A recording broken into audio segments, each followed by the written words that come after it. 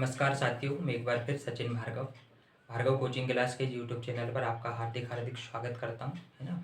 तो अपन रसायन विज्ञान की श्रृंखला को कंटिन्यू करते हुए आज का अपना टॉपिक है विलयनों के अणुसंख्यक गुणधर्म, है ना। पिछले कुछ एक दो दिनों में टेक्निकल इशू के कारण अपनी क्लास नहीं हो पाई, है ना।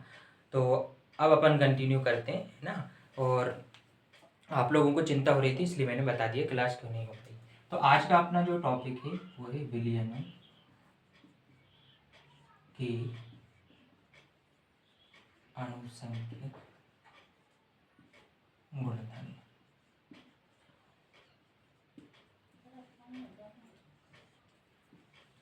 तो अपन यहाँ पे पढ़ने वाले हैं आज के टॉपिक पे कि विलयनों के अणुसंख्यक गुणधर्म क्या है। तो थोड़ा सा मैं आपको रिवीजन के लिए लेके चलता हूँ कि विलयन क्या है।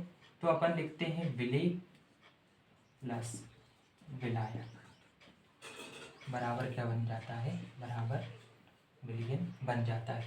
जो भी क्लासेस अपनी हो रही हैं, यदि आप देख रहे हो या प्रॉपर नोट्स बना रहे हो तो आप ये समझ लो कि आपको प्रॉपर उसका रिवीजन करना पड़ेगा, ठीक है। जब तक रिवीजन नहीं रहेगा आपको आगे की क्लास का समझ में नहीं आएगा। इसलिए जब भी आपको ऐसा लगे कि आप कोई सी वीडियोस देख रहे हैं तो आप पहली वीडियो से लेके क्रम से देखें, तब आपको क्या होगा, ये चीज़ें समझ में आएंगी, ठीक है। तो यहाँ पे देखो अपन नाम के अनुरूप चल रहा है, ये लिखा है विलयन। तो विलयन क्या है, विलय प्लस क्या है, विलायक। अब विलायक में, है ना, विलय की कितनी मात्रा,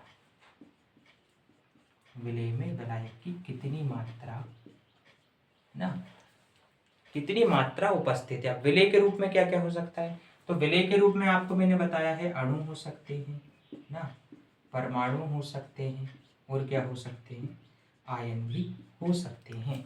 ये तीनों की ही संख्या विलयन का क्या कहलाती है, अणुसंख्य गुणधर्म कहलाती है ना। नाम से स्पष्ट हो रहा है अणुसंख्य, संख्य का मतलब संख्या, किसकी, या तो अणु की या परमाणु की या किसी आयन की। तो विलयन का मीनिंग आपको पता है, विलय प्लस विलायक बराबर क्या हो जाता है, विलयन हो जाता है। और विलयन किसी ना किसी क्या रहेगा, आयतन में रहेगा, कुछ ना कुछ उसका क्या रहने वाला है, आयतन रहने वाला है। तो आयतन में, किसी निश्चित आयतन में, है ना, किसकी संख्या, विलय के जो अणुओं की संख्या रहती है, मतलब अणु परमाणु आयन की जो संख्या रहती है, वही विलयन का क्या कहलाती है, अणुसंख्यक गुणधर्म कहलाती है।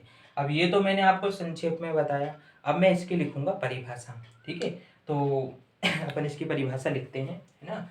ये आ गया आपको समझ में, ये थोड़ा सा रिवीजन मैंने करवा दिया, है ना। अब इसकी अपन परिभाषा लिखते हैं क्या है।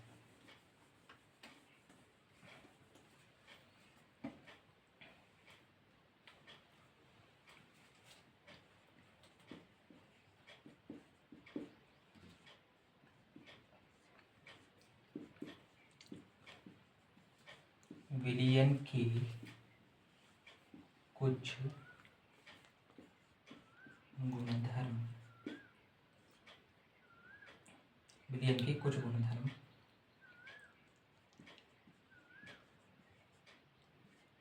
विलयन में उपस्थित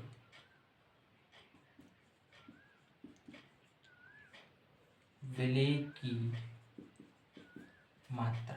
अब विलय की मात्रा में क्या क्या रह सकता है, तो अणु हो सकते हैं, अणुओं की संख्या हो सकती है, परमाणु की संख्या हो सकती है, और आयनों की भी क्या हो सकती है, संख्या हो सकती है। तो विलयन के कुछ गुणधर्म विलयन में उपस्थित विलय की मात्रा पर निर्भर करते हैं, ना कि उनके रासायनिक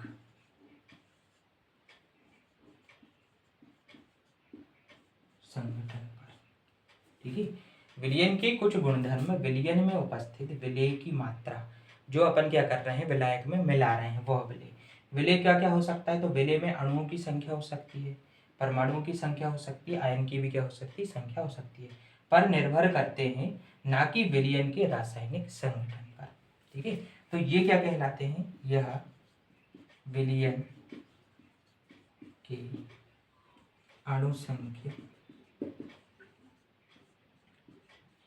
गुणधर्म कहलाते हैं। तो ये हो गई है परिभाषा। अब अपन देखते हैं विलयन के जो अनुसंख्य गुणधर्म है वो कितने प्रकार के होते हैं, है ना। तो एक बार आप परिभाषा फिर से मैं बोल के बताता हूँ। विलयन के कुछ गुणधर्म विलयन में उपस्थित, है ना। विलयन कैसे बना हुआ, विलय प्लस विलायक से। विलय की मात्रा, है ना, अणु परमाणु आयन पर क्या करते हैं, निर्भर करते हैं, ना कि उनके रासायनिक संगठन पे कि वो किस प्रकार से बना हुआ है ना। यह विलयन के क्या कहलाते हैं, अनुसंग गुणधर्म कहलाते हैं। कितने प्रकार के होते हैं, तो यहाँ पे अपन देखेंगे अनुसंग गुणधर्म लगभग कितने प्रकार के होते हैं, 4 प्रकार के होते हैं। 4 प्रकार के होते हैं। कौन कौन से, एक के बाद एक अपन नाम लिखते हैं। सबसे पहला आएगा वाष्प दाब का आपेक्षिक अवनमन। दूसरा क्या है, दूसरा रहता है क्वथनांक में उन्नयन। दूसरा क्या है, क्वथनांक में उन्नयन। तीसरा क्या है, तीसरा है हिमांक में अवनमन। हिमांक में अवनमन। और चौथा क्या रहता है, चौथा रहता है परासरण दाब। चौथा रहता है परासरण दाब ना। तो ये है अणुसंघ के गुणधर्म की परिभाषा और अणुसंघ गुणधर्म के प्रकार कौन कौन से हैं। सबसे पहले वाष्प दाब का आपेक्षिक अवनमन है, इससे अंतर्गत अपन राउल्ट का नियम भी समझेंगे जो कि मोस्ट आईएमपी प्रश्न है। दूसरा रहता है क्वथनांक में उन्नयन, ठीक है। तीसरा रहता है हिमांक में अवनमन और चौथा रहता है परासरण दाब। तो ये चारों के चारों टॉपिक, है ना, आपके पेपर में 1 बाय 1 करके एक के बाद एक पूछे जाते हैं ना। कभी एक साथ 2 पूछ लिए जाते हैं, कभी एक एक करके पूछा जाता है। तो अणुसंघ के गुणधर्म की परिभाषा भी 2 नंबर में पूछी जाती है और नीचे जो डिटेल्ड करने के लिए आता है यहाँ से, है ना, तो इसके ग्राफ भी पूछे जाते हैं। तो वाष्प दाब का आपेक्षिक अवनमन समझेंगे, राउल्ट का नियम भी है जाएगा, क्वथनांक में उन्नयन भी समझेंगे, हिमांक में अवनमन भी समझेंगे और परासरण दाब भी समझेंगे। तो आज की इस वीडियो में मैंने आपको अणुसंघ गुणधर्म की परिभाषा और उसके प्रकार बताए हैं।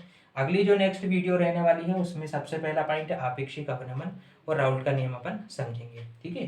तो जब तक के लिए आप इस परिभाषा को लिखें, है ना, प्रकार को लिखें और अच्छे से पढ़ाई करते रहें, बार बार रिवीजन करते रहें। बार बार रिवीजन कहने का मेरा मतलब ये रहता है कि आप अगर नोट्स बना रहे हैं तो आप प्रॉपर उनको क्या करते रहें, रिवीजन करते रहें, क्योंकि जब तक रिवीजन और हैंड रिटन आपकी प्रैक्टिस होगी तभी तक आपसे ये विषय, क्योंकि फिजिक्स केमिस्ट्री मैथ या बायो जो पढ़ते हैं बच्चे, है ना, उनके लिए केवल एक चीज बहुत इंपॉर्टेंट रहती है, वो रहती है प्रैक्टिस। प्रैक्टिस आपकी जितनी ज़्यादा अच्छी रहेगी उतना ज़्यादा आपका अच्छा रिजल्ट होगा, ठीक है। तो जब तक के लिए जय श्री कृष्णा, राधे राधे।